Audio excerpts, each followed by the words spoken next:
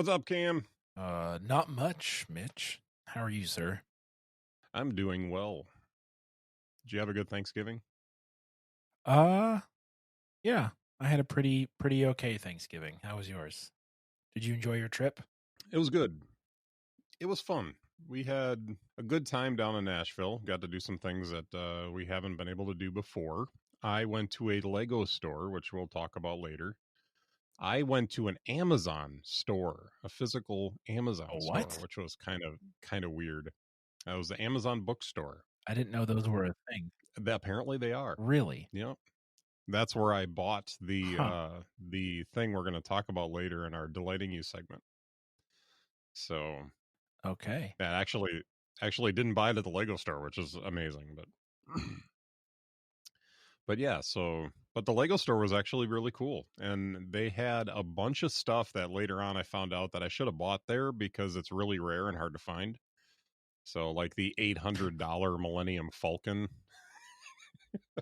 Yike. Yeah, so That's a lot of money. that is a lot of money for That's a Legos. lot of money for a lot of stuff, It's a Mitch. really beautiful model, and I would love to build it. All right. Well, Man. the world has continued to go crazy.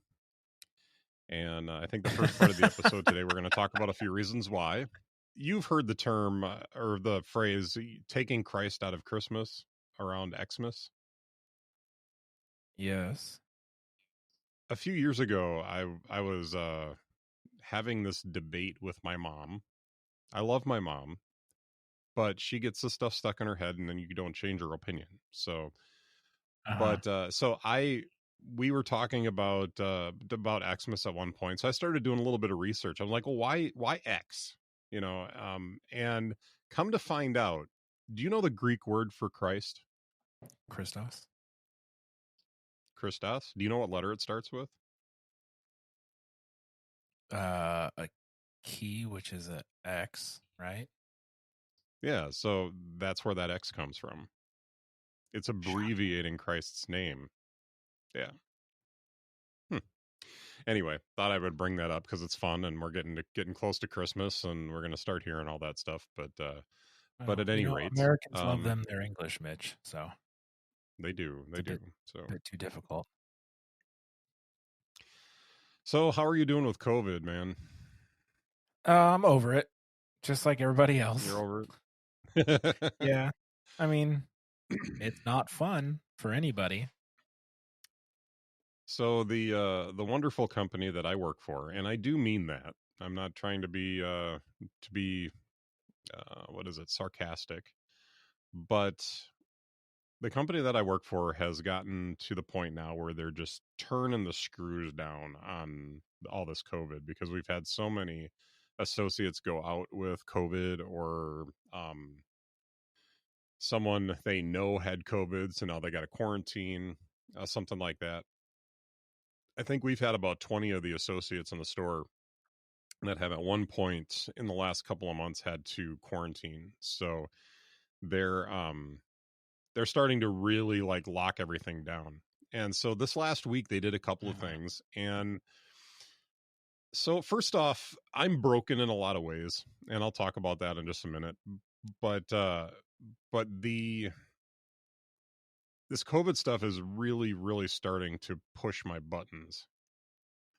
So I come into work the other day, and me and the associate that I work with, we there's a long desk that we work at in our receiving department. She works on one end, she has her computer on that end. I have my computer on the other end. And if you can picture this, when I walk up to my computer, I have my keyboard, my mouse, and then the computer, which is an all-in-one computer. It's a Windows machine, is sitting straight in front of me, like you would, right? Like any civilized person would do. The computer is right in front of you. So so I come in the other day and my computer is turned and shoved into the corner of the desk. And they used to keep it there. You know, whoever the monster was that worked there before me, I used to do that. But it doesn't change where the keyboard and mouse goes. So now I'm sitting there, and you can Mhm. see me on video, but obviously the listeners can't. So I'm sitting there, and now I have to sit and work on the computer with my head turned at about a 15 to 30 degree angle, which, by the way, does get a little bit sore around in here, this area, because it's just I'm not used to. Plus, I'm looking down at the computer because, It's not ergonomically kosher, Mitch. yeah, so I'm looking Yes, down indeed. and off to the side.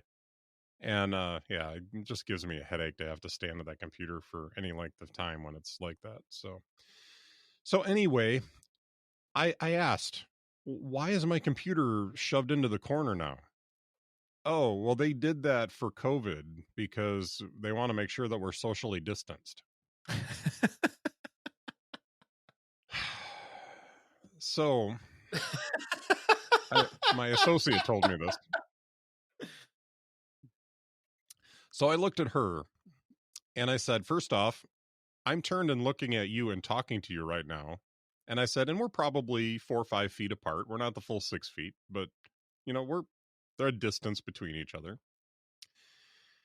And I said, my keyboard is still right here and my mouse is still right here. The only thing that it changes is when I actually want to look at my computer, I have to turn my head, look down, and sit in this awkward angle to work on my computer. So, okay, I'm I'm okay with that. All right. I've come to peace with it. I walk into the break room, and they did a break room remodel over the last couple of weeks, which was very stressful for us back in receiving because they moved all the crap back in receiving, which made us have to completely change our workflow back there to try to accommodate it. You know what? I can deal with that. It was Mhm. only for a couple of weeks. I did flip out a couple of times just because I'm me and that's what I do. But but I walk into the break room, and now that the break room remodel is done, they put up um like plexiglass dividers on the tables, which I would not have an issue with. But imagine for a second you have a square table. You're going to eliminate sitting on two sides so that the only two chairs that can be at the table are across from each other. And you're going to put a Mhm. I support 100% putting a plexiglass divider in between those two people. Makes sense, right? Yeah. Yeah. Everyone gets the penalty box treatment, just like their Right. NHL stars. Right. So the plexiglass dividers are basically like half the width of the table. So you'd have two of them that are connected if you were going to do it that way. So there is a little bit of a gap in the middle, but nothing huge, and it would be fine. On the bottom of the plexiglass, basically to create a stand, they cut. This was done at the factory, I'm sure, but they cut up a certain distance up the plexiglass, and then they folded the two sides opposite directions, so it created a little stand. You're following me? I think so. Yeah. So you got maybe like 6 inches or so of plexiglass out on one half of the plexiglass divider on one side, and then on the opposite side you've got the same thing. So it creates this little stand so that the plexiglass can stand there. So Mm. our store manager, I've worked with him for a long time, and I do like him, but every once in a while I really just want to slap him. He decided the best idea for us was to create an X pattern that went corner to corner, both Mhm. directions, so that now what you have is you have four little triangular sections of Yeah. of space to eat at, which Mhm. would have been fine. But and I don't bring a lot of food to work with me to eat. I try not to, just because it's I don't bring my half my kitchen with me to eat lunch. But if you can imagine for a second, you've got a section that's maybe about 8 to 10 inches wide and about 4 to 6 inches deep. That's about how much room you have for your food now because of the way they set these plexi dividers up. So maybe like say put a 9.7-inch iPad down, and it's maybe just a little bit wider than that, but about that deep. That's how much room you Mhm. have to eat. And I know associates that will take up half the table with their stuff. They've got a lunchbox that they want to put on the table, and they've got, their meal and a drink, and, they have a whole production that they do for their lunches. Well, now they got to fit it into this little tiny triangular section. So when I say that I'm a little bit broken, I I have like OCD tendencies. I wouldn't say that I'm like really seriously OCD, but I do have these tendencies every once in a while where I lose control and things are like stupid and I can't handle them, and I can be a little manic depressive sometimes or bipolar or whatever, but I have an explanation for that. That's more spiritual than it is physical. But I just like I walked out of the break room and I'm like, I can't handle this anymore. And it's not like one thing or two things. It's just a culmination of all the things that have happened over the last year. And it's like I'm like, okay, I'm ready to tap out. I'm done. So now it's just so stressful because we're wearing masks all day. We're not allowed to take them off. If you want to take off your mask for a short break, you have to go outside. You can be out there for a few minutes and then you got to come back in and get back to work. I have to unload the trucks with my mask on, which if you if you've worn a mask, you know that if you wear it for any period of time, it gets moist inside of it. And Mhm. sometimes it can even get to the point where it gets wet. And that gets hard to breathe through after a while. So I usually bring a couple of masks with me. That's my solution for that issue. But sometimes it's like you got to pull the mask away from your face, get a couple of good breaths, and then let it pop back to your face. It's getting to the point where like we have no agency anymore in our work. Like everything is so micromanaged now because of COVID that it's just getting miserable to deal with. So that's my little rant. I was trying not to be overly crazy, but that's just like that's where I'm at right now with this, and Yeah. can't handle it. So, and I know taking it into the spiritual realm, it is that I'm allowing my flesh to make my decisions a little bit more than I should, and I acknowledge that, and I'm doing my best to work on it. But the more you fight to control your flesh, the more the flesh fights back, and it just that's been my struggle lately. So stupid COVID. Oh man, it's That's what I'm frustrating. going to blame You it know. at least. Yeah. Yeah. No, it's frustrating, dude. And I figure if I'm frustrated by it, you have to be frustrated probably by, you know, an order of magnitude at least based on the fact that I don't have to wear one when I work. Like I work from home. Mm-hmm. So if I'm frustrated by it, then like I said, yeah, it's no wonder that it's making you want to And it would be break. one thing if like I haven't ran into a lot of crabby customers and stuff like that recently, and I'll tell you this whole mask thing, we've talked about this before, but man, up in Wisconsin here, and I've seen when I went down to Nashville, we went to the Opry Mills Mall down there. That's where we went to the Lego store, and I saw one Mhm. woman the whole time we were at that mall that didn't have a mask on, and there were hundreds of people in this mall. Now the mall was kind of pushing the mask thing, but up here we So you pushed said the you saw mask only thing, one and person that didn't? that did not have a mask. Okay, So gotcha. everyone else at the mall was wearing masks. I get home and I walk out onto the floor at my job, and like half the people on the floor didn't have masks on. I mean, customers, not associates. We all have to wear them, and I'm just Yeah. like, God, it's so frustrating. And then when you ask, hey, I've got a mask. If you'd like to, we'd like it if you wear masks on the floor. No, I don't do that. I don't believe in that crap. That's stupid. It's a hoax. I'm like, okay, all right. Mm. That's what you hear a lot up here.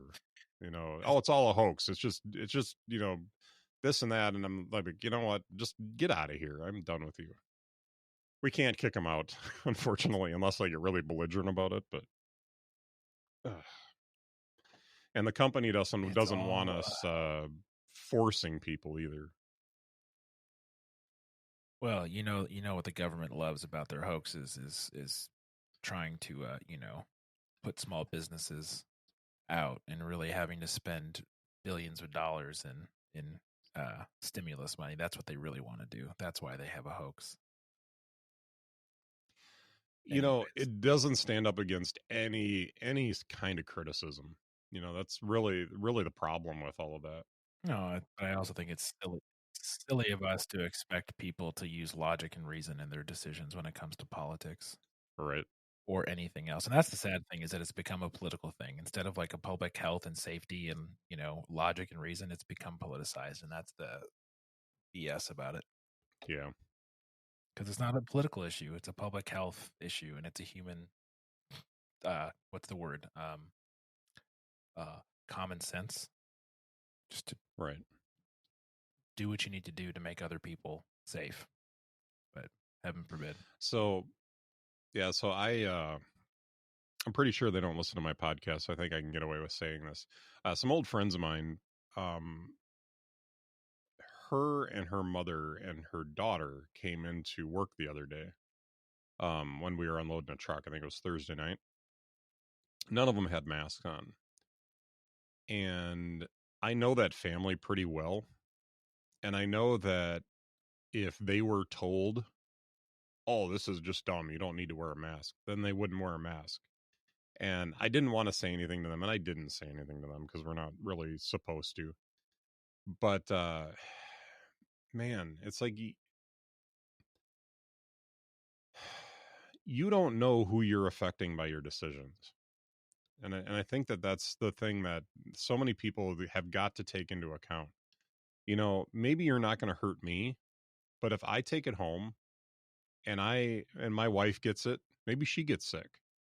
Or my wife just made a bunch of food for somebody who, and I'm not even sure who it is, to be honest with you, but just made food for a guy that is going through some stuff, and they were looking for people to make a meal for them. So my wife made a meal for him for today, and so he's going to eat her food, and he could be, he could have a compromised immune system, and now we've given it to him, and he dies. The problem is you don't know the chain that this is going to go through and who this is going to affect. So why don't just make the right decision and protect everybody? It would change if your grandma died from COVID, or you got COVID. And some of the horror stories, I don't know if you've heard some of the aftermath from COVID, but some of the horror stories I've heard, and it's not common, but it's also not rare. The effects that this has on the body after you get it and after you've recovered, in air quotes. One lady on Twitter was saying, you don't recover from COVID, you survive COVID. And I don't know if I've talked about this on the show before, but she got COVID back in March, and she was tweeting about this in August or September, and she's like, I will never not need a rescue inhaler to breathe, because she's like, I have problems breathing every day. And before this, she was a runner, she was active, she was, in good, really good shape. And excuse me, she gets a COVID, and now she had to relearn how to walk, how to sit up. Her muscles atrophied, so she had to go into physical therapy to get her musculature back into shape. And just there was a litany. She listed all of the effects that she's had, some of them very personal as well, that she's had since she got COVID. And it really, there's no system in the body that wasn't affected by it. And it's just crazy. And then you've got these idiots who, oh, it's all a hoax. I don't know what to do about that anymore. So we have happier things to talk about, Cam. We do. We have happier things to talk about. You got a little gift from what was it? FedEx, UPS, USPS. I'm not sure how it came, but twas delivered by FedEx. couple weeks ago, and because we pre-recorded our Thanksgiving episode, this is the first time we've had to talk.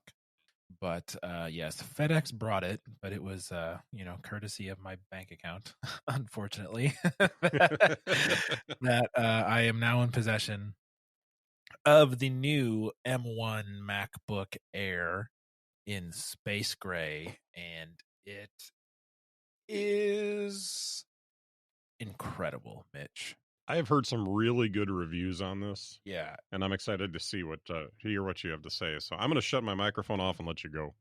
so I've been next month will be 3 years that I've been without a laptop. My original MacBook Air that I bought in 2013 died in January of 2018, mid project for a job interview. I was interviewing for a job in Detroit, and I had to do this keynote presentation, and it was timed, and I had to get it delivered by a certain time. Otherwise, it would be a failure. And my MacBook Air died in the middle of that, so I had to finish on my iPad. Long story short, and then since then, at that point I didn't have the money to replace it with a new MacBook Air or MacBook Pro or anything like that. I was priced out, so I bought a PC desktop, which has served me well, and I still have it, and it's it is what it is. But I've been running desktop stuff for the last 3 years, and just having a computer with an attached keyboard that has a trackpad, and I know you can do that on a iPad now, but it's not one thing; it's multiple things on an iPad. I love my iPad, but the Mac lets me do everything I want to do without compromise. I can do a lot of what I want to do on my iPad, but there's a lot of compromises, and that's okay. And the iPad I love, and I use it every day, and it has its uses. But to me, this form factor right here, a Mac laptop, is 100% what I want and what I desire, and it's perfect for me in how I use it and what I need to get done. And Mitch, this thing screams. And I'm not talking because the fan's super loud, because guess what? There ain't no fan in this little boy. It is stupid how fast this thing is. Now, I've got Final Cut Pro 10, Motion, Logic Pro 10, Main Stage. I've got my whole iTunes library. I've got Lightroom Classic and Lightroom CC and Photoshop on here, IA Writer. So I have all of my pro level applications on this machine that I use regularly to produce podcasts, to edit and deliver all of the photos that I take for different clients, to work on videos, to create motion graphics for my church, like all of the stuff that I do. Use MainStage, which we'll talk about later, to be part of the band at church. All of the stuff that I use, on a professional level, this thing can handle without breaking a sweat. The warmest it's ever been is when I'm editing raw photos in Lightroom for 2 hours. And it's mildly warm to the touch. I've had it on main stage and played for over an hour, where it's running all of the MIDI controls from my controller through the computer into the loudspeaker. Doesn't even get warm. This thing can handle. I've worked on motion projects where I've got 8 different video streams all showing on the screen and moving around. Doesn't get warm. Doesn't suffer in performance. The speed with which it opens stuff and reacts, it's if I click on open messages, by the time I let go of the touchpad, the application is open. It's that fast. It's open. Now, some of the bigger programs like Final Cut and Lightroom obviously take a whole 2 seconds or 3 seconds to open, but its response time is ridiculous. Its battery life is incredible. I haven't gotten the 17 hours of battery life, but that's because I'm running stuff like Logic and Final Cut and Main Stage and Lightroom, which they're intensive programs. So, but still, I can go the entire day, and the battery is totally fine. I don't have to worry about it at all. There are a few things that I've run into that are a little interesting. Most of them are Big Sur related, which is I don't think terribly surprising. Like yesterday, it would not recognize or connect to my AirPods Pro. It said it was connected to them, but there was still audio from my phone playing on my AirPods, even though it said my computer was connected to them. And the only way I could get it to recognize and connect was to restart the laptop. And then the other issue is sometimes when you minimize your windows and they sit in your dock, in that little section of the dock where your minimized windows are, the actual window is missing, and there's just the tiny 10 pixel by 10 pixel icon floating there, which just seems like a bug. So those are the two Big Sur issues I've run into. Neither of which is a deal breaker, just annoying to have to restart my computer for it to recognize the AirPods Pro, which are supposed to be able to switch seamlessly between all of my devices. It's overall, it's really good. The other issue I would say is the two Thunderbolt ports, right? And that's a limitation of the M1 chip. It can only support the two USB-C Thunderbolt ports. So I do have one of the issues, one of the reasons that's kind of an issue is I have an external hard drive that I keep all of my I keep my Lightroom library on. I keep my my Final Cut and Logic projects on there. And this has a full terabyte SSD, by the way. So I got the 16 gig RAM, 1 terabyte SSD. I keep those projects on an external hard drive to, one, allow me to use my Mac Mini if I need to. Because if I want to use the 4K screen, it's just easier to transfer them over to that computer with the external hard drive and open it there. But also, I want to make this SSD last super long. So if I can have my stuff on a portable drive that allows this machine's hard drive to stay available for anything else that I want to do with it. I'm just a sucker for more space. More space is always good. More storage is always good. So the two Thunderbolt ports, obviously 4 would be great, but that's why you get dongles with power, with throughput power. So I have one that allows me to connect USB-A, HDMI, then has a micro and normal SD card reader that also has a power input, so I can still power my machine through that dongle, have anything I need plugged into that, and then have my second port for my external hard drive or for my audio interface, which I use. It's a Focusrite Scarlett Solo that I use when I play either guitar or keys at church to get the MIDI audio out to the system. Or when I'm recording stuff at home, like guitar or vocals or keys, I use this to record into Logic. So I can still get power, I can still get other devices in, and then use that secondary port for either the external hard drive or the Focusrite audio interface. So 2 is doable, 4 would be ideal, but also it's a limitation of the chip. I knew what I was getting when I bought this computer. I knew exactly what the limitations were, but I also had ideas of what the upside was, and Mitch, I'm in love. It's such a nice computer. The screen, it's got the Retina display. The only downside really to the display, which is a bit frustrating. Let me pull up my system preferences so I can tell you the exact numbers here. So I have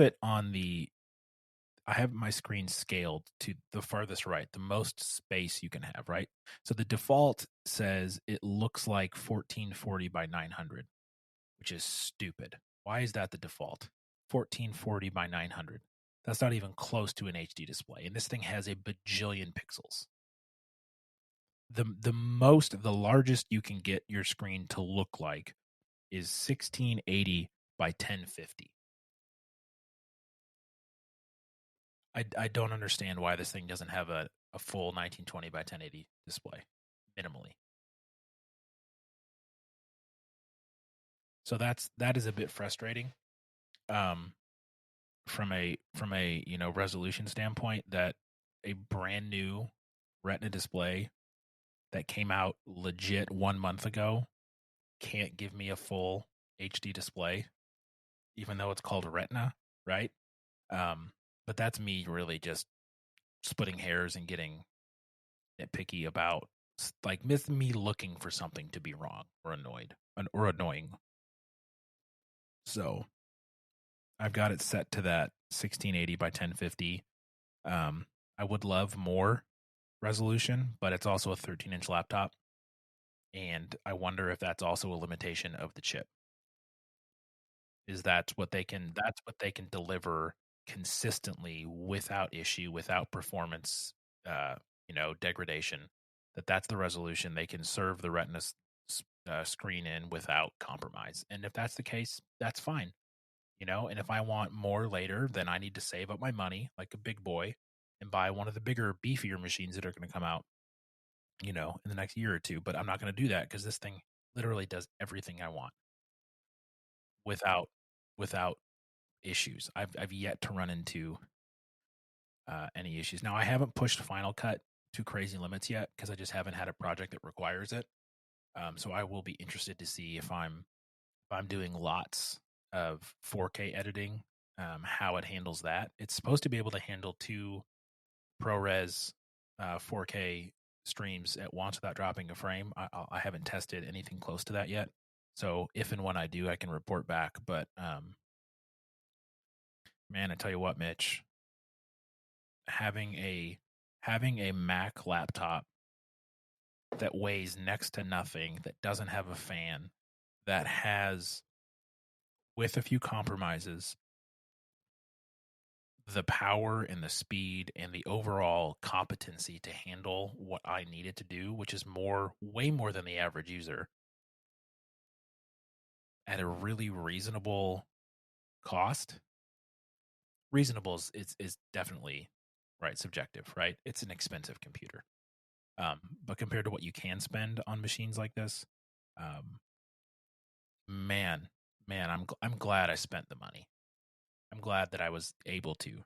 I can't do it very often. Like I said, 3 years ago, I wasn't anywhere near a place where I could have done this, and so I bought what I could buy, and it served me well. But I'm very happy with the machine, and what's also a bit scary is that this is the slowest one they're going to make. This is the least powerful laptop that's going to come out in the next 3 years. And it does everything I need it to do. So what the heck are the 16-inch MacBook Pros going to look like? Or the new iMacs? Or the new Mac Pro? It's going to be ludicrous. And I think what's going to happen with those, and this is my own, maybe my own wish casting, but when you start looking at the iPads and the iPhones and stuff like that, they talk about how much headroom is on these systems. That's something that they couldn't do with Intel before. So they can create these computers with a ton of headroom in the CPUs and the GPUs, and just blow everything out of the water to the point where it's just like you just open it up and it works. Like there's no, it feels more like an iPad than a computer. Yeah, and that's the other thing I didn't even mention is the instant wake, right? You lift the screen, and by the time the screen is open, it's ready to go, and it unlocks with my Apple Watch. So it's like, oh, flip it up and on. All right, just do your business. It gets itself out of the way as much as possible and just lets you do what you need to do, which is a wonderful experience. And let's also be clear that when it comes to a MacBook, $1,000 is the entry. Yeah. So you're getting this is performance that you couldn't get on $2,000 MacBook before. You're getting this for $1,000, $999 starting. So it is, starting. It's not a bad deal. Oh no. Like all of us, we upgrade everything, but yeah, I mean, these machines are crazy. Yeah, and honestly, like if this is the beta entry, right? Like this is the 1.0, right? They're going to figure things out Mm-hmm. that are going to make this better, as they always do, right? Every year, it's not just Apple that gets better. Windows machines get better, Android devices get better, like, the Google Pixels, and like, it's the nature of technology and these companies fighting each other for more market share and for better features and for faster this and more powerful that, right? If this is their first shot at putting a Mac on their own chip, I mean, my goodness, dude, it's going to be ridiculous. And I think that what we're going to see is we're going to see we're going to see why Apple did this in the first place, because with Apple making their own chips, you still have the rest of the PC industry beholden to Intel and to AMD, where Apple can just, if this is the first thing they're putting out, this takes the Mac into a whole new arena that I don't know that you see the PC industry be able to follow this. Eventually perhaps, they'll find a way to catch up, but man, Yeah, no, this it's is crazy. definitely a point of divergence on the timeline, right? Hmm. And much like the iPhone was, less so like the iPad, but that has gone its own way, right? But like the iPhone was you look at the timeline, a major point of divergence for Apple. It changed everything.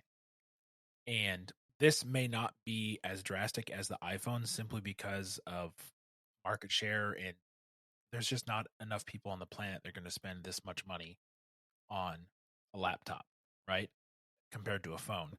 Hmm. But I think if you look at technology in the computer specific, right? So just, Apple laptops and desktops and PC laptops and desktops and, like the all-in-ones and all of that. If you look at where we are and where we could be in 10 years, this is a major point of divergence in what is possible. And you're absolutely right. I think Apple is uniquely positioned for a move like this based on everything they've done in the last however many years. What, 15 years with the iPhone or something stupid like that? 17? I don't It's been a really long time, right? Um, they are uniquely positioned to control the full stack, uh, unlike other companies when it comes to the final product and that integration that they always claimed about software and hardware and how they can take advantage of and that's why the RAM on this computer is called what, integrated memory, I think, and it's built into the chip. So they can do more with that 16 gigs of memory on the chip with their machine and with their software because of how tightly knit and integrated and custom built for each other it is than you could do on a normal laptop that just has, two 8 gig cards of RAM shoved in it. And I think it's going to be interesting in 5 or 10 years to look back at this point when the Apple computing broke off from Intel and really look at the effects, like you said, of how the PC industry reacted. And did they double down Hmm. on their approach, or did a couple companies say, "Oh crap," and try to play catch up? And it's going to be super super interesting um, to watch how this all shakes I'm out. going to be interested to see. Yeah, I'm going to be interested to see how this affects Intel's business. Hmm. Yeah, well, let's watch the stock prices. And one question I did have for you does that have the new Magic Keyboard in it? Yeah, it has the latest, whatever the latest keyboard is. I actually quite enjoy it. And now, me. I also like my clickety clackety mechanical Hmm. keyboards. Uh, I love the tactile nature. I love the feedback. I love the noise. I'm one of those weirdos. Um, but the keyboard on this, like obviously the key travel is fractions of what it is on my mechanical keyboard, but you still get really good tactile feedback. You actually still push the keys down. So you're still getting, the feedback. I love the spacing on the Mac keyboards too, compared to like I struggle if I'm on my Mac keyboard a lot and then go back to my mechanical keyboard, the key spacing is a little off. So that's a bit to adjust to from the keyboards. But No, as far as the keyboard is concerned, I have no complaints. I never actually tried the keyboard that everyone got super, super, super mad at a couple years ago, and like people were like saying, "Don't ever buy Apple again. The keyboard's trash. Oh, a piece of dust got in it, and now my computer's ruined." Yeah, you have one. Yeah. If when I come to I visit, have one, in the future, I'll have to try it because I've never actually tried one of those, so I have no way to compare this to mhm. that. But I will say, as someone whose full day job and pretty much everything else is done on a mechanical keyboard, uh, this keyboard is totally fine for me. The key travel is nice. The feedback is nice. I don't have any weird like if I don't hit it directly in the middle, it doesn't press down. I've never had a missed keystroke in what I've been doing, and I actually spent about an hour and a half typing the other night, pretty rigorously, and didn't have any issues with it. So, yeah, I'm a fan overall, and it has Touch ID too, which is I'm nice. curious to see how it Oh, to compares. one of those? I'm curious to see how it compares to the regular Magic Yeah, keyboard. I love those too. Those are Yeah, great. I got this with the iMac, Uh huh. and I really like this keyboard. Yeah, that's the one that you just charge with the Lightning, right? Yep. Yeah, I had one of those when I was doing web design and had an iMac. I love that little thing. It's great. It weighs like literally like a third of a pound. But it's just so nice. A little aluminum hmm case. Yeah, big fan. Yep. No, it's very the fit and finish on all of Apple stuff is just really nice. So I will say, and I was wondering how I was going to feel about this as the Apple Silicon started rolling out. I actually feel just fine having purchased my 27-inch iMac um, before all this happened. So having an Intel machine, Hmm. everything that I've heard, all the stuff that I was excited about, I mean, the being able to run iPhone and iPad apps and stuff like that, just sounds like they're not quite there yet. And for all the stuff I want to do with this machine, like I can't deal with compromises. I was kind of scared. I did upgrade to Big Sur, which I was a little worried about, but I've had no issues with this machine on Big Sur. I'm kind of So, surprised you actually did do that because you were very concerned. yeah, I pulled the trigger. Yeah. I pulled the trigger. I was like, you know what? As long as Rogue Amoeba stuff is working, and I had it working on my laptop just fine. So I was like, okay, I'm just going to pull the trigger and do it. Cuz I like to be Hmm. updated to the latest stuff. But yeah, it would have broke my heart if I couldn't, like, Adobe Audition wasn't working or something like that. Which, I mean, I could use Logic until it got updated, but because I've done that before, um, but Adobe Audition is really where I want to do all my editing. So, but I'll tell you, I feel better about making that decision now because I think the first iMac that comes out, I think is going to have a lot of compromises on it.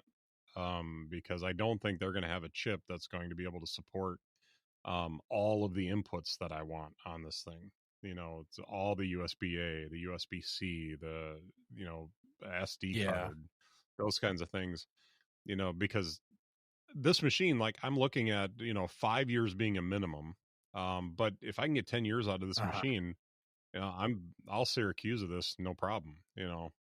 So I don't know if you followed his thing, but with his Uh-huh. Mac Pro, yeah, it's when the new cheese grater Mac Pro came out. It had been 10 years since he bought his last Mac Pro, and so that's how he, you know, Wow. warned, he justified his decision to upgrade to the new Mac Pro. And now it's a machine that he's probably going to have, another 10 years or whatever. So that's kind of how I look at it and why I felt fine about spending the kind of money on it that I did. So, but I will have a laptop between now and then that is on Apple Silicon. I'm really tempted to pull the trigger on buying one of the Airs for my wife because she's wanted a a laptop to do her work just because of the screen real estate. But I think she'd really appreciate the how much more she can do with it than because all she uses right now is her phone. So Oh gosh, yeah. That's what I thought. Yeah. So I have a lot of Yeah. respect for what she accomplishes on her phone without having a desktop machine to work on. So Well, cool. the MacBook Air gets 2 thumbs way the heck up from me. Yeah, from Yes, everybody way up. I've heard, just the criticisms have been very minor. So have you tried iPhone and iPad apps on it yet? No, I was actually gonna say that's the one thing that I haven't done yet. Mm-hmm. Because I just honestly It seems I was so Yeah, it focused seems to me on that like there's not a lot. yeah, I was so focused on, Final Cut and Lightroom and Logic and now Motion and Mainstage, um, that I hadn't even crossed my mind. And then I was listening to Cortex in their State of the Apps episode, and they brought up Mike's like, I just want Timery on my Mac. Just give me Timery on my Mac. And he Mm-hmm. goes, also, I want the OmniFocus iPad app on my Mac. He's like, the iPad, the iOS version and the Mac version feel like they're made by different companies. And then I was like, oh my gosh, that's the best way to describe it. Because OmniFocus for the Mac, I cannot stand. It is so Yeah. hard to work with. Then you hop over to your phone or your iPad and you're like, oh, this is so much easier to use in every possible way. And so I didn't even realize that Mm-hmm. I wanted that until he said it out loud. And I thought, oh, yes, you are so right. Because like even entering the date for when a thing is Yeah, I think due, you said that on Connected. he might have said Mm-hmm. it on both shows. But either way, it's like, oh yes, that's exactly what I want. It's because the Mac app needs to go away. I don't like it. It's so not user friendly to use in comparison to the iOS and iPad versions. Yeah, so when I came to OmniFocus, I started on the Mac. It was quite a while before I actually moved over to using the mobile versions. So for me, I I think the thing that frustrates me about the Mac is, and I think I'm sorry, the iPhone version, and I think that it's gotten a lot better, is managing all of the like. So for work, I have templates that I built in OmniFocus for all the stuff that I need to do for Mhm. like a truck unload or something like that. So I can just copy and paste those um into like the active lists that I put together.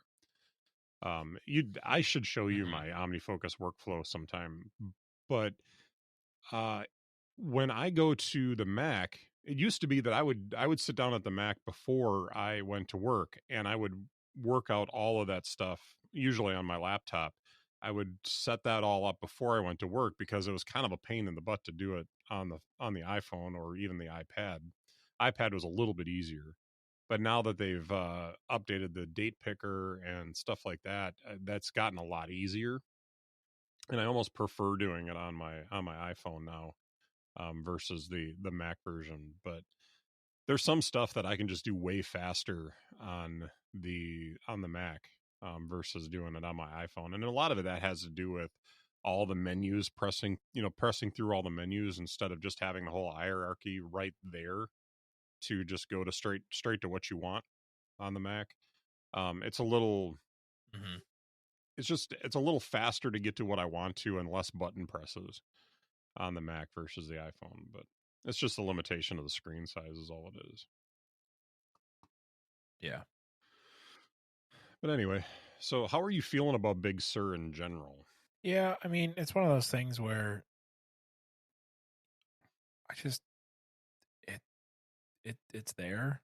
I mentioned a few of my annoyances, right, with like the AirPods not connecting for no reason, and minimize windows disappearing in the dock. Hmm. Those are fixable things, right? I'm not super concerned So about can it. I ask you a question about that? Yeah. You mentioned that the minimize windows in the dock. Do you not have it minimizing into the icon No, it goes and sits next to like all the way on the right, in between my downloads and my on the right trash. hand side? Oh, that drives me crazy. I can't stand them over there. That's always like the first thing I change in the preferences when I get a new Mac. Okay, talk dock and menu bar. All right. Minimize windows into application icon. I didn't even know that was an option. Yeah. Wait, timeout. I've always done it that way because it drives me up a wall. What?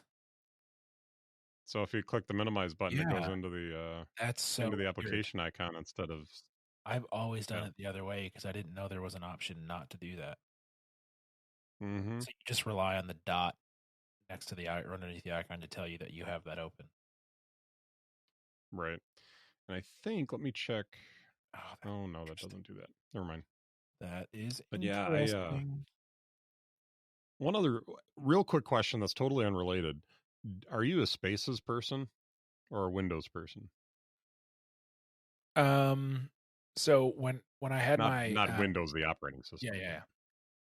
No, when I had my MacBook Air the first go around, I used Spaces prolifically. Like that was the way to make my 13-inch MacBook Air have way more real estate. Not having had a laptop and using my Mac Mini this last year that I've had my Mac Mini with a 4K display, I've gotten away from Spaces just because I have so much screen real estate on this 4K monitor. So I feel like the more I use my MacBook Air, the more I will get back into using Spaces just as a way to organize, what I have open, what I'm doing, and to maximize especially with that reduced resolution on the screen. I'll definitely get back into it, but it's something that on the Mac Mini I haven't really had to use, just because the 4K monitor provides me so much real estate. Yeah, 100% agree. I'm on the iMac. I'm tending to window my window my applications more versus putting them into Spaces. But I still use Spaces a little bit. So because there are some apps like I've been working in OmniPlan lately, and OmniPlan just looks much better in a full screen. It's much easier to work with. So it's ridiculously expensive, but oh my gosh, it's making my ability to track all my work so much easier. So I've been doing that radio show for the church, and it just I can't keep track of what I need to get done, on a regular basis without it. So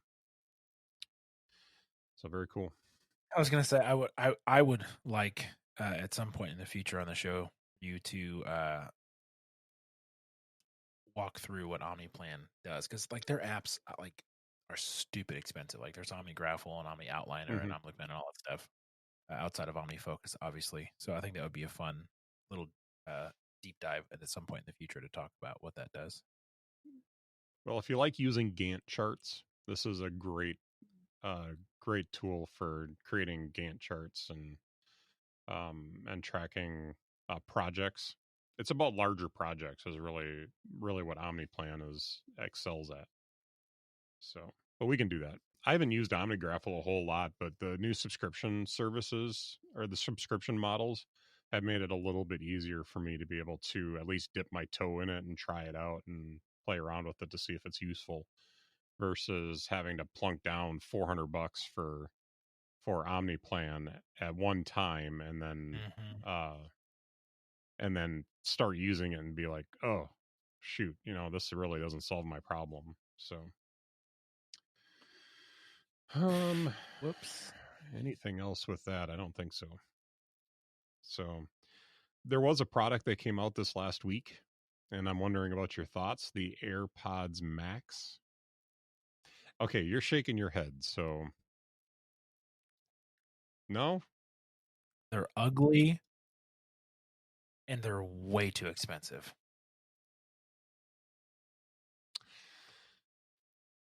Okay. Ugly like Apple products are ugly. Because in like a few ugly like a month from now. No, I looked like a month from now everybody's gonna love it. No, not me.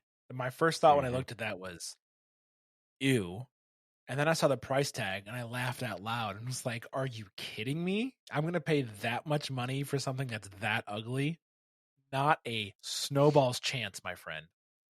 I would never spend that much money on headphones to begin with, let alone ugly ones. just dumb. Like, and I get there's a market for high end headphones, and I understand that in the high end headphones market, $550 is not unheard of or ridiculous. But come on, $550 for a pair of headphones is ridiculous, Mitch. Like, it's so dumb. I get that they have the AirPods Pro and the normal AirPods that are comparatively way cheaper, but still really expensive. Like, my AirPods Pro were not cheap. Right.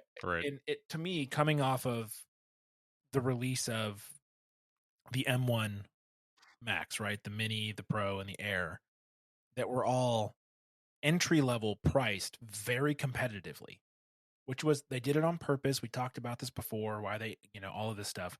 Then to turn around and to come out with something that so outprices itself for 95% of the customer base. And they're ugly. Like, they're ugly. They're only $91.50 a month for 6 months.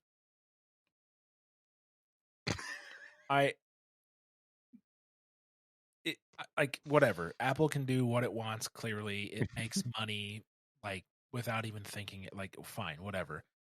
I am of the opinion that these are stupid. They're way too expensive, and they're for such a small portion of the community. And that's fine if that's the niche that they want to serve, because they have the AirPods Pro and they have the normal AirPods for other folks. But man, is this product not for me in any way, shape, or form. I am not a fan at all. How do you feel about it? I kind of like them. I think they aren't the prettiest headphones I've ever seen, but they do have a little bit of an industrial feel to me. That they're, I don't know. It's very Apple. But I think the thing that would sell me on these, and I would have to hear them to really tell you if they're worth $549 or not. But if they sound amazing, then you could talk me into it. Let's put it that way. Well, but here's the other thing, right? Apple Music doesn't offer lossless streaming. So you're listening to super compressed audio files anyways. So I don't understand why you would drop $550 to listen to streamed music that isn't giving you the full quality of the actual recording.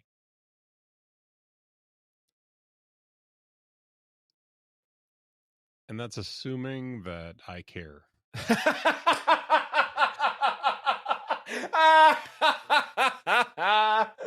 Okay, fair enough. So if it's not lossless, I think most of what you're streaming right now, and I have noticed a disparity a little bit when it comes to. I think that they're doing a lot of what like YouTube does when you're streaming, is that they adjust the bit rates depending on your connection.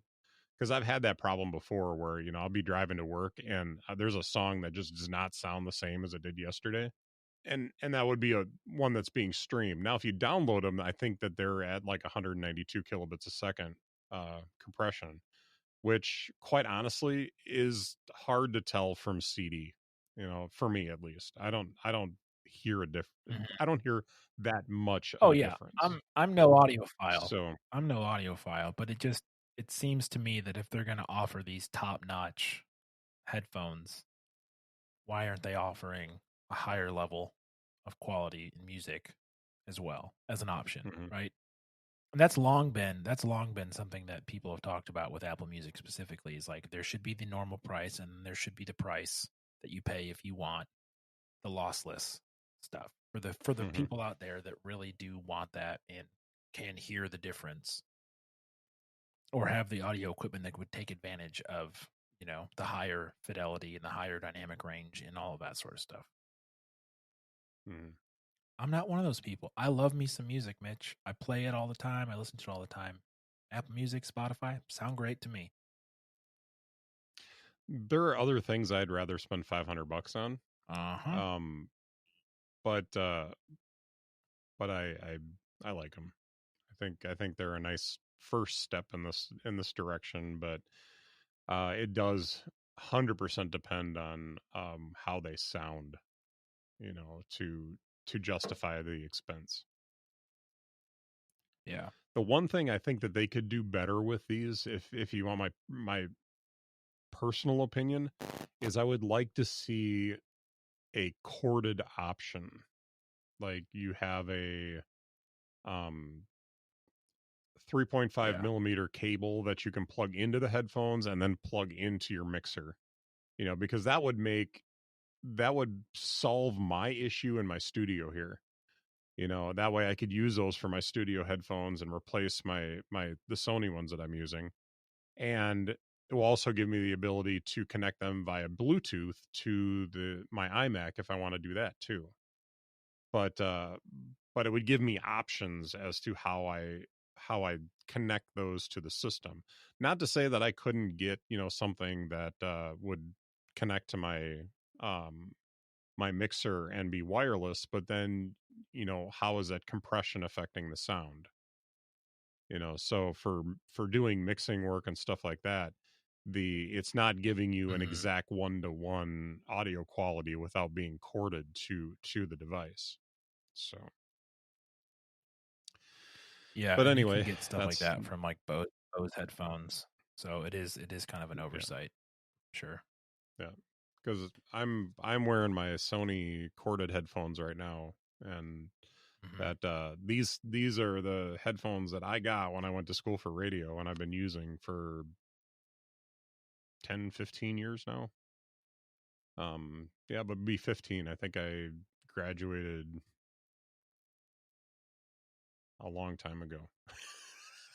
Was that 2013, or I'm sorry, 2003 or 2004? I think I graduated from Brown. So but anyway, yeah, AirPods Max. Real quick, piece of real-time Mm-hmm. follow-up. Yeah. I just downloaded the Overcast iPad app on my MacBook Air.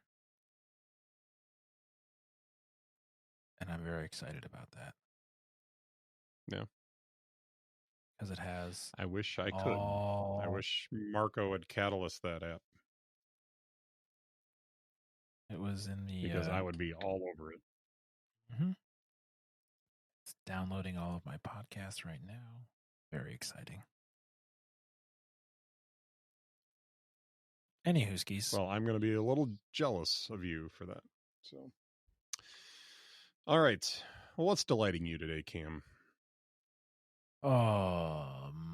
Main stage and my MIDI controller, Mitch. It is a wonderful, wonderful, wonderful combination. So, do you know what main stage is? Just a little bit. I don't know enough about it. I haven't used a lot of MIDI stuff, but feel free to educate me. So, Main Stage is a companion app to Logic Pro, but it can stand on its own. And it is so whereas Logic is studio focused, right? Recording, editing, processing, publishing audio of any kind, right? Main Stage is the live performance side of that coin. And so in Main Stage, you have Main Stage and Logic share the same content library. So like the 75 gigs of free audio that you can get when you buy Logic or when you buy Main Stage is available to both programs. And so that gives you, all crazy amounts of synthesizers and pianos and keyboards and basses and guitars and horns and strings and pads and, all of that sort of stuff. But Main Stage allows you to capitalize on that library while also allowing you to customize anything you find in there to your likings. Connect your MIDI controller, connect your guitar, connect your bass, connect your microphone, whatever you use live to perform. And then you can run all of that through Main Stage on your laptop and then run that out to the sound system. So I'm able to, like with my MIDI controller, I can, and because it's MIDI too, you can map all of the faders and knobs and buttons on your keyboard to do and trigger certain things within MainStage itself. And so I can play like a nice, really like airy pad on my keyboard. I can hit a button and then I'm playing a nice Rhodes piano. I can hit another button and I'm playing something that's a little more synthy feeling, or I can hit another button and I'm playing just a straight like grand piano style sound. I can control all of that. It gives me controls for volume. It gives me controls for tap tempo. So if I'm playing anything with echo or delay, I can control that to match the song. It's it really has given me a new freedom and a new outlet for creativity when it comes to music, because with my computer, my keyboard, my bass, my guitar, all of a sudden I can have it has built-in different amp models as well. So my guitar, I can, instead of going out and buying a Marshall stack, I can play through my computer and have it sound like it's coming through a Marshall stack. Not like I need that in church because I'm not trying to blow anyone's hair off, but there's that. I can create custom guitar pedals for different sounds based on what I want my sound to be.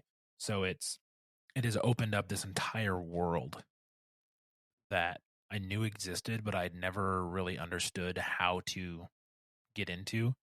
And so I'm working with the worship pastor at our church to try and understand how this newfound world of, creative sounds fits into what our DNA is as a church when it comes to worship and music. Because I don't want to be up there and just be like, beep, beep, beep, beep, beep, beep, beep, with some crazy like 80s annoying synth just because I can. Because that's dumb and it doesn't serve the purpose and it doesn't fit. And it's not about me making fun noises as much as it is about serving the worship experience, right? It's not about the band is supposed to get out of the way. The band is there to serve the congregation so that the congregation can worship God. And it's like when things are done well, the band just gets out of the way, serves its purpose, and we're good. And so I'm trying to figure out how I can take this new tool and apply it into our band in ways that are supportive and make sense and contribute to the overall purpose of what we're doing. And it's super cool. It's really, and I can have all the fun at home. In the peace of my own living room, I can play all the dumb, silly sounds and like the 80s drum pads and stuff like that. But it's MainStage is $29.99. Yeah, it is. I noticed that when I was looking at the website. Very reasonably priced. You get all the downloads for free, and it's just really fun. And it has given me a it has removed me from a rut I felt like I was in with music, as far as like making music and playing music, because there's so many opportunities and you can stack different sounds. So like one of the patches I have is a Rhodes piano that also has a pad underneath it. So like if I play a C chord, across my both hands on the piano, you're going to hear all of the notes come through the Rhodes piano sound, but underneath it you're also going to hear matching sounds from a pad. So it's two stacked instruments in one, and so I can fill the atmosphere with the pad, but then also have the piano, play the chords and the melody if I need to. It's really, really, really cool. So it is bringing me much delight because it's super fun and it's getting me back into playing keys, which I've never been terribly great at, but I enjoy the challenge of because it's so different from guitar and bass. Because guitar, I think chord shapes and scales. I don't necessarily think relationships of notes as much, whereas on the piano, I'm thinking about the relationships of the notes because I can play chords in first, second, third inversions, and I can go like, oh, if I'm playing this A minor, A, C, and E, then I literally just move my thumb down to the G. That's a G chord, and I'm thinking about the relationship of that going from the 6 to the 1, right? It's changing the way that I perceive how to play music and understand the relationships of the notes within the chords, because it's much more visual on the piano for me than it is on guitar, where I'm just thinking in chord shapes or scale shapes. So it's really, really cool. I'm enjoying it quite a bit, and it's reinvigorating my desire to write and create music, which I've missed. I used to do it a lot when I was younger, because I was dumb enough to think I could actually make really cool stuff. And then I realized, oh no, I gotta stick to music theory, and I gotta do this, and I gotta play that. And now it's like, oh man, that's like the shackles have been removed, and I can just play to play now and have fun. Yeah. If it sounds cool, great. If it sounds like Mm. garbage, well, okay, great. But I've learned that, so it's, I don't know. Hopefully, you're getting from my tone of voice and my inability to shut up about it that this is really really fun, and I'm really enjoying it. So that's what's delighting. So I went ahead and put the main stage and your MIDI controller into the show notes. So if folks want to follow up and take a look at that, that is in the show notes. I have a question. Yeah. How does main stage work with a, for lack of a better term, an analog instrument? So let's say I want to hook up my bass. Mm-hmm. Does it work So with that? yes, it does. And so you need a way to get your bass into your computer, right? So that's where this Focusrite Scarlett Solo comes in. It's got an XLR input, and it also has a either line or instrument input, like much like a DI box does. You can go line or instrument, and then it's USB-C to the computer. So obviously the XLR is, you can plug a microphone or anything like that in, and then the line in or instrument in is where I would put my electric guitar or my bass. And then you USB into the computer, and then you can line out from the USB interface via quarter inch to a DI box, which goes into your system, or you can do quarter inch to XLR and just go straight into the snake, depending on what your church setup is, or your live performance setup if you're at a bar or a venue. So yeah, so I use a audio interface to get guitar and bass in. My MIDI controller just plugs directly into my laptop via USB. Straight shot. It skips over this, and I just use this to get the audio out to the system. But yeah, so like What did you call that box again? it's a Focusrite Scarlett Solo.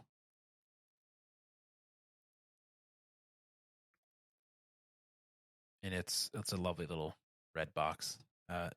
Pretty cheap. Okay, I got it. Pretty cheap compared to what you can spend on these things. Have no issues. It's got built-in phantom. $109. Yeah, it's got built-in phantom power on the XLR if you need it for condenser mic. And then there's individual gain knobs for channel 1 and channel 2, so you can have gain different for your XLR as opposed to your instrument or line in. You can direct monitor. It's got left and right line outs as well. It's a great little thing. Very inexpensive in the realm of that sort of stuff. But yeah, I plugged my guitar in the other day to that and was jumping around and playing with some pedals and stuff. And it's just like, man, it just expands your options for what you can do. And it's, I could spend $1,000 on guitar pedals, which I'm never going to do. Or I could spend $30 on main stage and $100 on an interface and have opportunities to create my own guitar pedals. But it also has stuff like it's got a built-in tuner, which is great. It's got built-in EQ as well, so you can EQ your bass on your computer as opposed to through the amp, or if you're just doing a direct into the system. Mitch, plug your ears. You don't have to trust the sound guy to mix your bass correctly.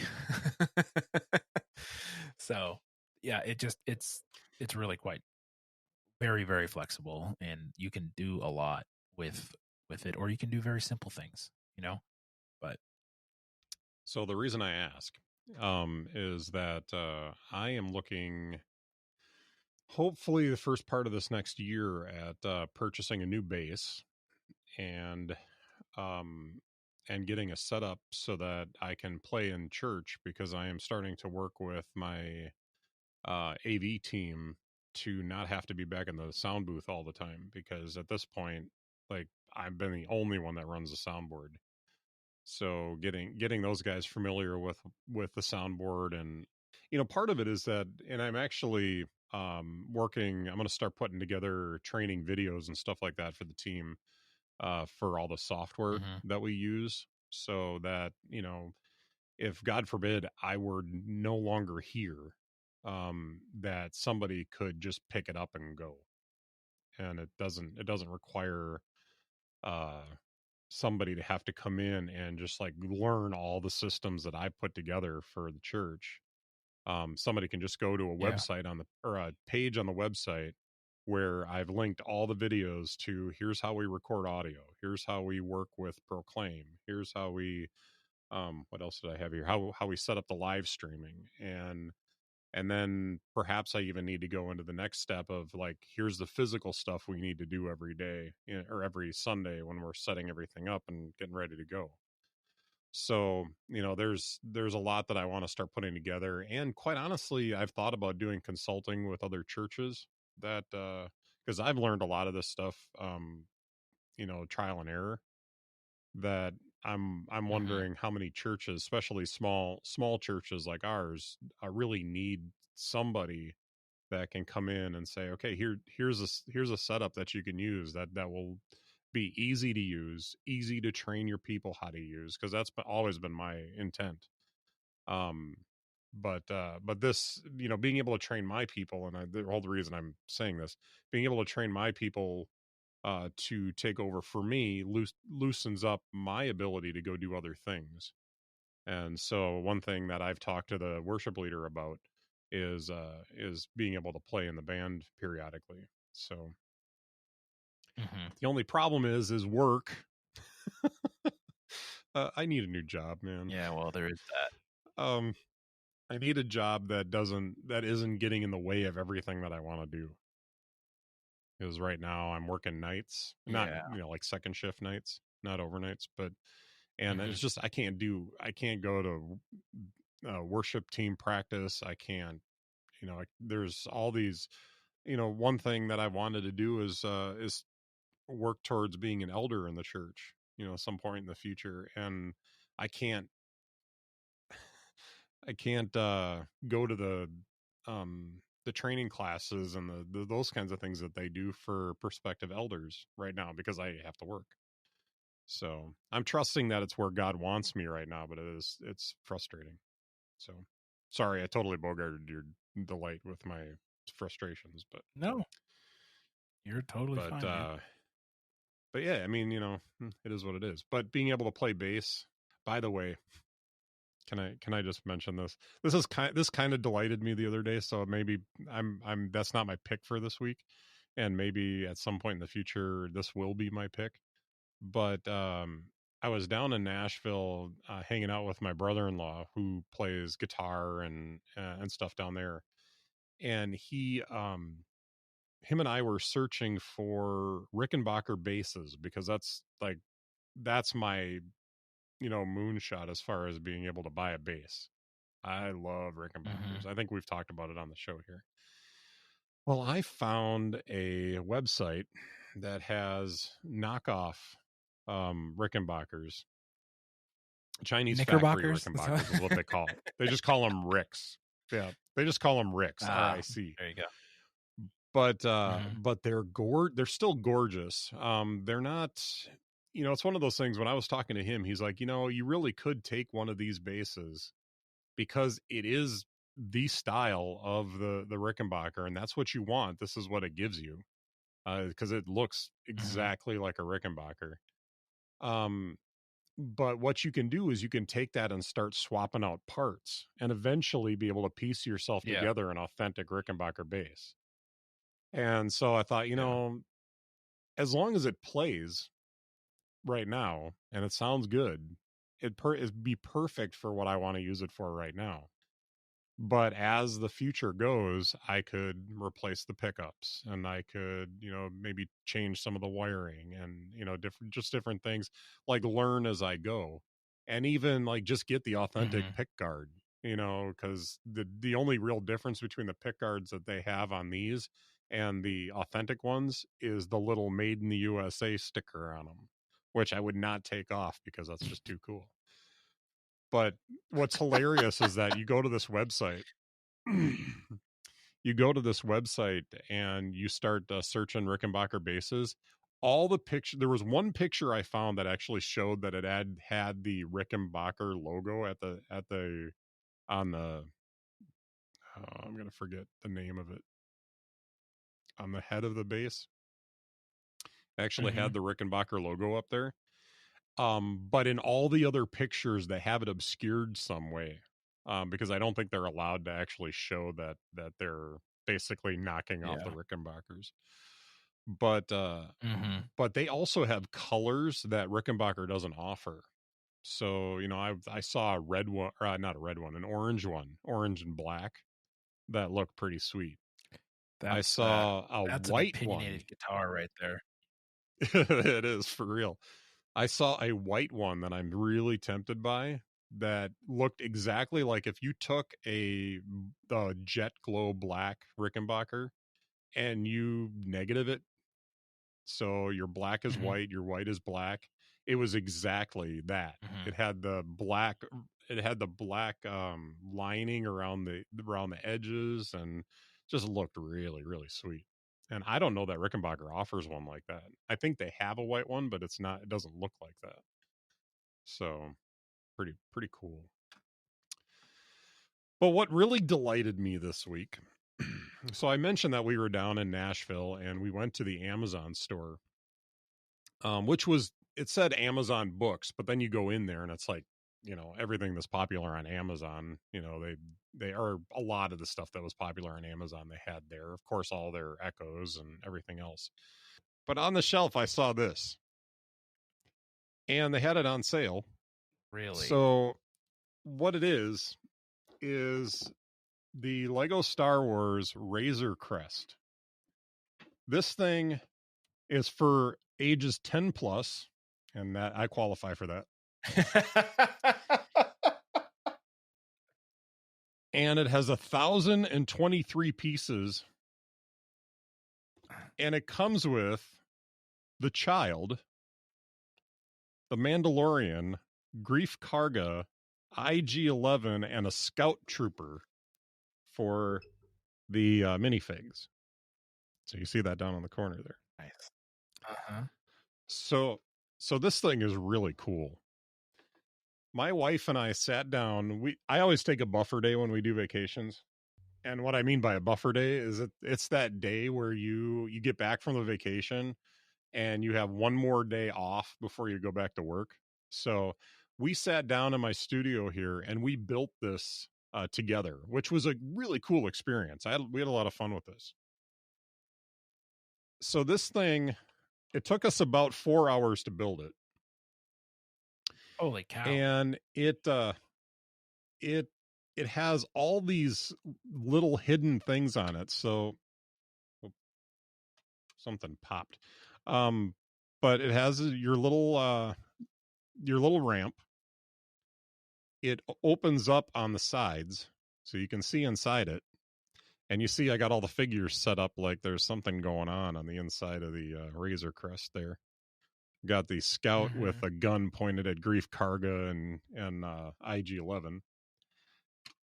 And then it's also got a door on each side. Pretty much the whole side of both sides of this opens up in some way. So you have your little entryway. And I'm holding this really precariously, so I feel like I'm breaking pieces off. And then in the front here, the side that I'm showing you here has the bed and a little sleeping area for Mando and the Child. And then when you flip it around on this side, this is a compartment to hide blaster bolts. So you're saying blaster bolts. What would you use blaster bolts on this thing for? Well, if you take a blaster bolt out of here and you put it into the gunnery area here, I don't know what to call it. Do you see that? It's got a little port for you to stick in. You can shoot these out of this. I shot my wife like 3 times the day we were putting it together. It was a good time. But this thing is so neat. So when I was a kid, we used to play with Legos. And so I thought, it'll be interesting to see how Legos have changed over the years. Oh my gosh, have Legos changed over the years? There are so many new pieces, and obviously on something like this, they're going to have some custom pieces. But when I was a kid, man, you didn't. Oh, stuff is falling off now. Whatever. but you used to have like just all your standard little pieces. So you didn't have stuff like this where the cockpit just lifts off. And can you see Mando and the child in the cockpit Mhm. there? Yeah. You didn't have stuff like this.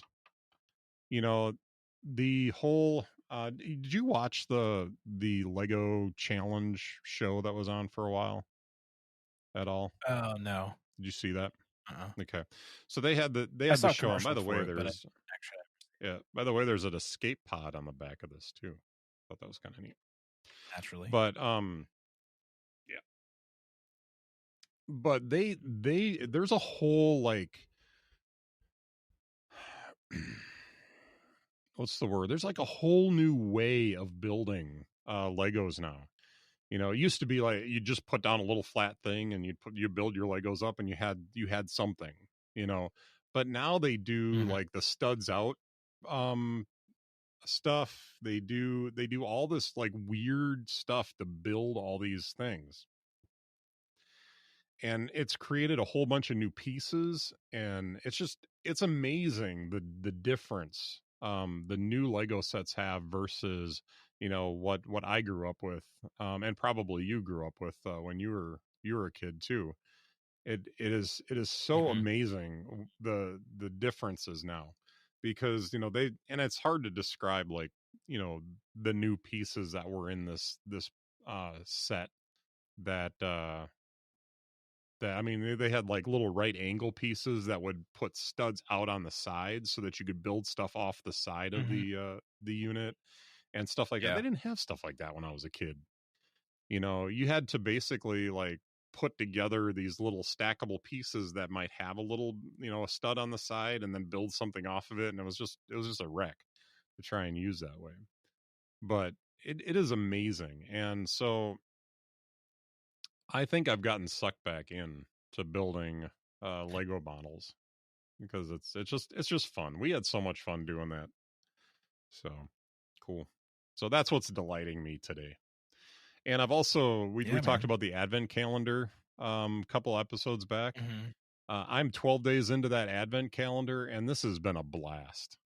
You know, just every morning getting up, I've got a new, you know, little thing. I mean, it takes me like a minute or two to put it together, but it's just kind of cool because this morning Mhm. I opened it up and I've got this little tiny porg that I put together and stuck on the little Lego sheet that I put all the minifigs on. But just some really neat little things in that Lego advent calendar, the Lego Star Wars advent calendar, which I'll pitch my Instagram. If you're not following me on Instagram, I'm Radio Mitch on Instagram, and I've been sharing pictures of all of those as the month goes. So yeah, Cam Brennan's Sweet. Cam Brennan on Instagram as Everything. well. So Everything. you can follow Dot him. .com, Twitter, Instagram. I'm very, very Yep. creative. It's just my name. Yep.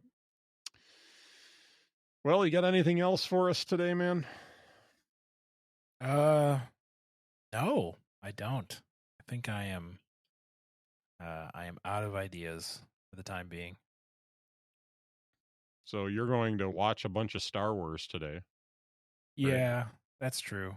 I have to do some work for the day job this weekend, so I figured I'm Okay. going to work on a Saturday, which is not cool.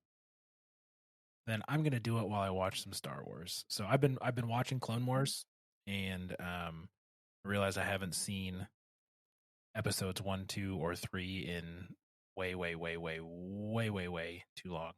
So I'm gonna start with the Phantom Menace, and I'm gonna crack open my work laptop and gonna watch some Star Wars while I do some work.